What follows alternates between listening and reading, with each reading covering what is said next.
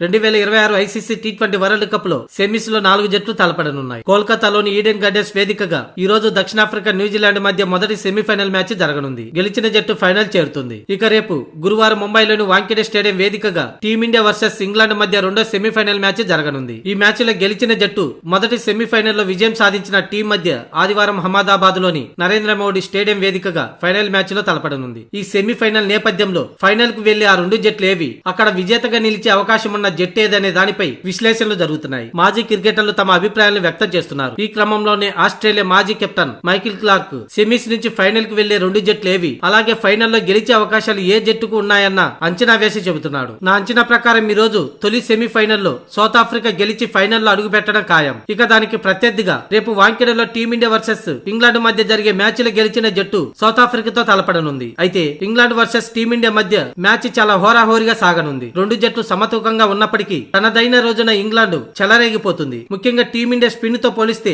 England spin బలంగా కనిపిస్తుంది. Lower order లో ఫినిషింగ్ కూడా ఇంగ్లాండ్దే పైచేయిగా ఉంది. ఈ రెండు జట్ల గెలుపోటములను నిర్దేశించేది విల్ జాక్. అతను సూపర్ ఫామ్ లో ఉన్నాడు. ఏకంగా అతడు బ్యాట్ తో అటు బౌలింగ్ తో 4 మ్యాచ్లు ఒంటి చేత గెలిపించాడు. అతన్ని నిలవరిస్తే టీమిండియా ఫైనల్ కి వెళ్లడం గ్యారంటీ అని మైకిల్ క్లార్క్ పేర్కొన్నాడు. అయితే అహ్మదాబాద్ లో ఫైనల్ జరుగుతుండటంతో సౌత్ ఆఫ్రికాకే అవకాశాలు మెరుగ్గా ఉన్నాయని, తన ప్రత్యర్థి ఎవరైనా సరే 55% సౌత్ ఆఫ్రికాకే విజయ అవకాశాలు ఉన్నాయని మైకిల్ క్లార్క్ చెప్పుకొచ్చాడు. వరల్డ్ కప్ లో అహ్మదాబాద్ లో ఆడిన 4 మ్యాచ్ల్లో 4 మ్యాచ్లు సౌత్ ఆఫ్రికా విజయం సాధించింది. దీంతో అహ్మదాబాద్ హోమ్ గ్రౌండ్ గా మారింది సౌత్ ఆఫ్రికాకి.